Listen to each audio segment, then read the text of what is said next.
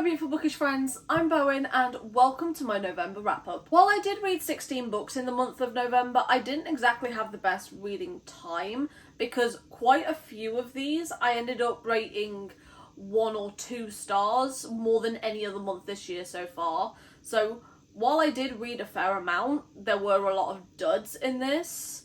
So I think the best option for this, instead of going the way I normally do, which is in the order that I read them, I'm going to go with the best book I read to the worst book I read. Yeah, that sounds like a plan. So that would make the first book on this list Hollow Knight by Alicia Cott. I gave this one 4 stars and a 3 spice rating. This is part of the Hollow Knight series of novellas, which I absolutely adore this series. One of the things I really love about this series is all of the books that I've read so far at least have a pre-established connection between the 2 main characters. It's not insta-love at all, they've already got some background, especially considering how short these are.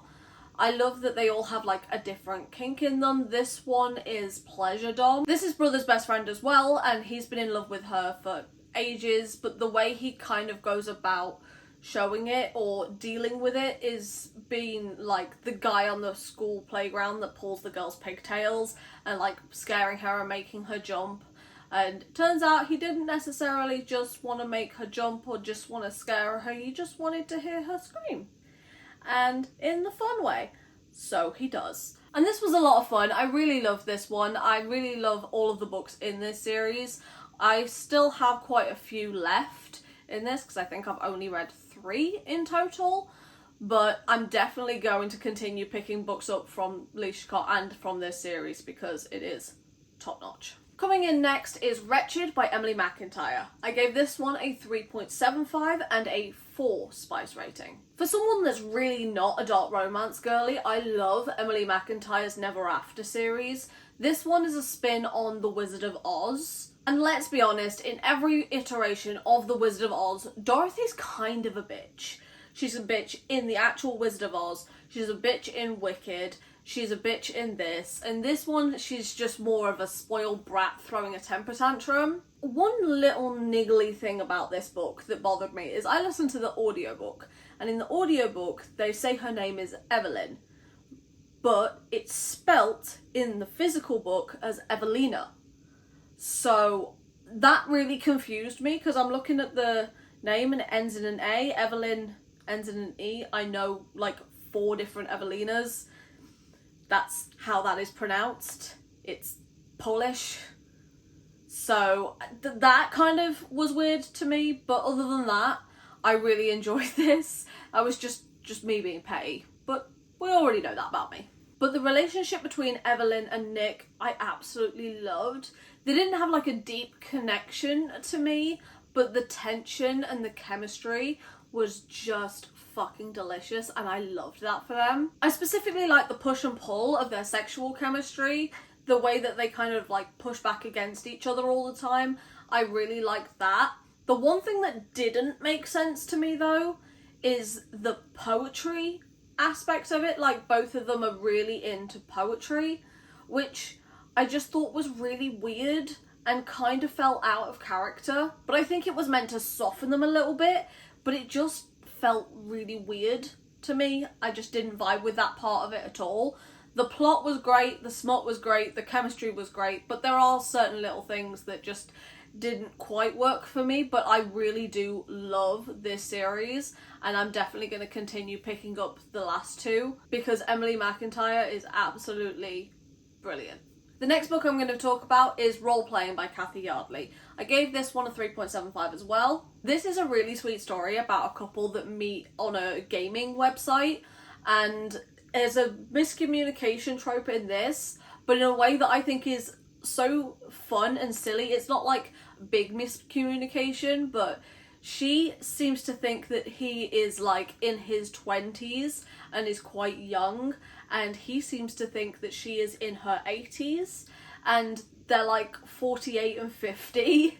So they're both around the same age, but they don't ever get around to asking like how old the other person is when they're like gaming together.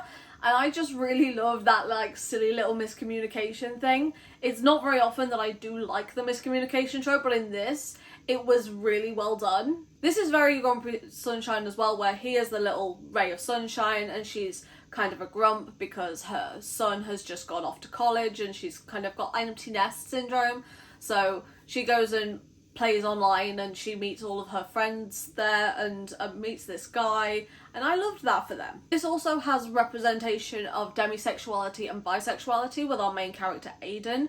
He is only just in his 50s learning what demisexuality is, and he's coming to terms with that part of himself quite late in his life, and I really loved the exploration of that with him. I really liked this. It was really sweet and fun and funny and cute, and it was just a good time and a really quick read, and I really liked it. How many times did I say really in one sentence?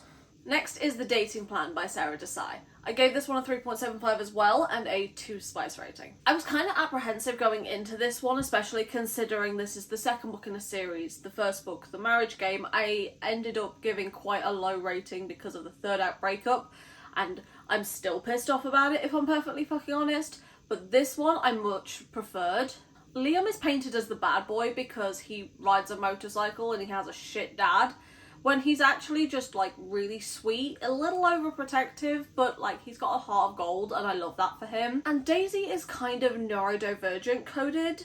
It doesn't specifically state it in the book, but I think she does come across as quite neurodivergent to me. I love how the two of them balance each other out, and the third act breakup in this one makes a lot of sense, and it makes when they come back together so much sweeter. I still am mad at the first one, don't get me started, but like, compared to the first one, I love this. Also with a 3.75 and a 2 spice rating is Zion by Charmaine Ross. This is an alien romance, which is always my go-to when I'm starting to feel really slumpy, which I was partway through the month, and this one was just the perfect little pick-me-up that I needed. It didn't have the tropes in alien romance that really bother me, like the miscommunication due to the language barrier didn't go on for too long, it didn't jump instantly into the I love yous. This was just really fun, sweet little pick-me-up that I just needed in the moment, and I love that for me. Once again, with the exact same rating with the 2 spice and the 3.75, we have The Wallflower Wager by Tessa Dare. I really am enjoying this historical romance series. It's about these 4 friends who are all a little bit weird, a little bit quirky, and they don't quite fit into society. Like for example, in this one we have Penny, and Penny takes in a lot of animals that have been wounded that just need a place to go. For example, there's a rooster, there's a 3-legged dog, there's a ferret, like all sorts of different animals. She's basically got a freaking menagerie at her house, it's great. But the person that buys the house next door to her, Gabe, wants to be able to sell the house that he's bought. He was trying to fix it up and then sell it on. And part of the thing that makes him be able to sell this house for a nice tidy profit is having Penny next door, and having the next door neighbour be this young single woman that's looking to re-enter society. But having all the animals there, it just doesn't fit with his vision, and she's been told by her brother who owns the property that she can't be keeping all the animals there, they can't afford to keep it and she needs to move back. But either way, from both of their perspectives, they need to find homes for all of the animals. So they kind of make a deal where Gabe helps Penny find homes for all of the animals, and I loved their dynamic. He's kind of a bit of an arse at the start, but he does grow on you, and I loved that Penny was just Hufflepuff as fuck, because girl, same. And I just adored this. The next book is Up to No Good by Charlie Novak. This one is also a 3.75 and a 3 spice rating. This is a cozy male-male romance between Max and Luca. This is apparently the second book in a series, which I did not know going into this, and I didn't even realise until the very end. Apparently Max's brother and best friend have a book that takes place before this one, and in this one he is third wheeling almost on their trip. Like, they're all going together, but he's sort of the third wheel. So he goes into town, makes himself busy, but it's his brother and best friend's anniversary, so he wants to do something really nice for them. So he goes into town, goes into this chocolatier, he wants to get them something nice. And him and the chocolatier Luca strike up this friendship, and it's so sweet and it's so fun, and I don't know why I wasn't expecting this to be spicy, but it really was. I really loved that for them. It was just really sweet, and it made me really want to go and buy chocolate, so I did. I bought myself an entire box of Thornton's chocolate, and it was absolutely delicious. If you're going to read this book, which I recommend you do because it was great, but have chocolate nearby, because the descriptions of food made my mouth water. It was so good, and just such a cozy winter read. I loved this. The final book in the 3.75 category, I also gave a 3 spice rating, and that was Icebreaker by Hannah Grace. Now, I don't know what to rate this. 3.75 was kind of a default because I couldn't necessarily pick anything that was actively wrong with this. I get why the girlies love this. I really do. But one day, I will learn that college romances, specifically college sport romances, are not for me. Because every single time I pick one up, I feel like creepy. I feel creepy. Especially when Nate is referring to the other guys on their team as kids, when they're all in college, they're all of age, but he kept referring to them as kids, and it just felt really weird. I did like Anastasia. I didn't really get what everyone was talking about with her being really annoying. I didn't really vibe with that.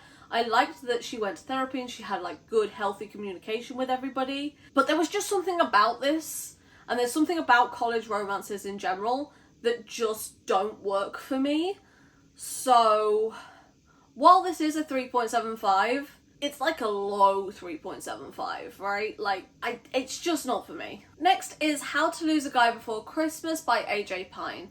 I gave this one a 3.5 and a 1 spice rating. This is what I would describe as a good, bad book. Is it good? No. Is it well written? No. Is it original? No. Is it a good time? Yes. Yes, it was. Like, this is silly and fun and ridiculous, and it was just a really quick little audiobook that I listened to while I was like doing grocery shopping, and it was a fun time. I really enjoyed this. This is like an unexpected road trip kind of story where the main character has to get a ride share with the guy that she had a one night stand with on Thanksgiving to get home for Christmas because all the flights are grounded, and the tire gets a flat, and then they end up in this town called Tinsel. And it's like something out of like the worst Hallmark Christmas movie ever, and not in like the good, fun, wholesome Christmas movies, but it's like the silly, ridiculous Hallmark Christmas movies, if you know what I mean. And it was fun. But it wasn't great. It wasn't good. It was just fun. And I like that about it. Next, also at 3.75, is Strange the Dreamer by Laini Taylor. I was sort of let down by this one, considering how much I loved Daughter of Smoke and Bone when I read it. Bear in mind, I've not read that in like a good 4 or 5 years. But I was really looking forward to reading this one, and while the writing is like beautifully lyrical, and it's giving fairy tale vibes, and the pacing is great, and I don't really have a lot to say that's bad about this book, it just didn't grip me in the way that I wanted to. Like, it was just a nice, fun listening experience for the audiobook for me, but I wasn't deeply engaged with the story itself, and that was kind of disappointing to me. It was a fun, easy, quick little read, and I'm going to listen to the audiobook for the sequel just to round out the duology. Next is A Dirty Little Midlife Mess by Lillian Monroe. I gave this one a 1 spice rating and a 3.5 as well. The characters' emotions in this book read like the ADHD part of my brain, just an absolute jumbled mess of chaos. This is about Wesley and Simone, and Wesley's POV is just a convoluted mess of him trying to connect the dots to make Simone out like she's like his ex, which is categorically fucking untrue.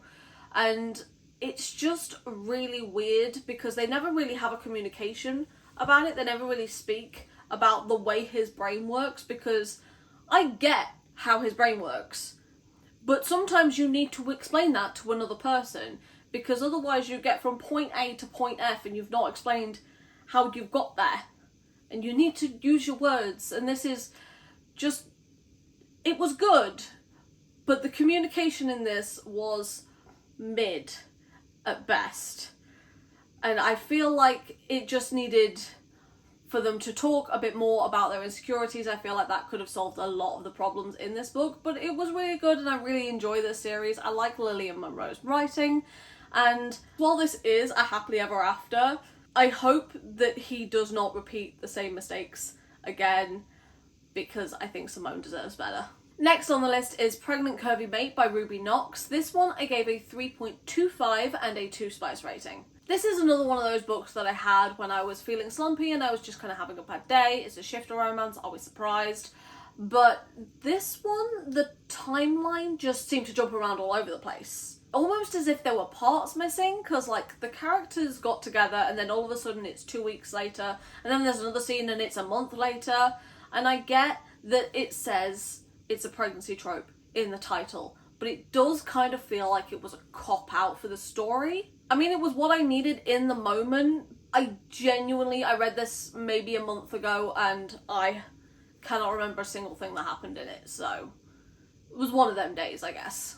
Next, we hit the 2-star category, and that's Highland Fling by Megan Quinn. I gave this one a 2.5 and a 2 spice rating. I feel like this book really should have worked for me, but it was giving loud, obnoxious American tourist in the worst way possible. Not only just from the main character that was loud and crass, she just came across as really ignorant, but not in a malicious way, in a way that she didn't do the research before she went there, and it was just an uneducated sort of ignorance. Now obviously, Highland Fling, this book is set in Scotland, and even the way it's written, like the Scottish characters are written as almost a fan service to Scotland, written by an American, not necessarily what it is like in Scotland or what Scottish people are actually like. It's more a romanticised idea of Scotland, and don't get me wrong, I love Scotland. Scotland is beautiful, but it also feels like the author has never been there and never actually had a conversation with Scottish people about what it's actually like. So I'm going to try my best to explain this, but it's like the difference between when you visit somewhere that's really beautiful and when you live somewhere that's really beautiful. Even if you do genuinely appreciate the beauty that you live in every single day, it has a different cadence to it, almost a different pace to it. This just really did not work for me, and I really wish that it did, but it just was off. Next on my list is a 1.75, and that's Bunny by Mona Awad. I read this entire book and I still have no idea what the fuck I read. And I feel really bad about that because I'm part of Casey Colson's Patreon, and her Patreon is the Smut Salon and we are the Bunnies, and I feel really bad that I hate the book that her Patreon is based on, which that's not fun in my brain, but I love being a part of her Patreon. You should go. It's a good time there. But I do definitely understand that this is one of those books for the girls that get it, and the girls that don't.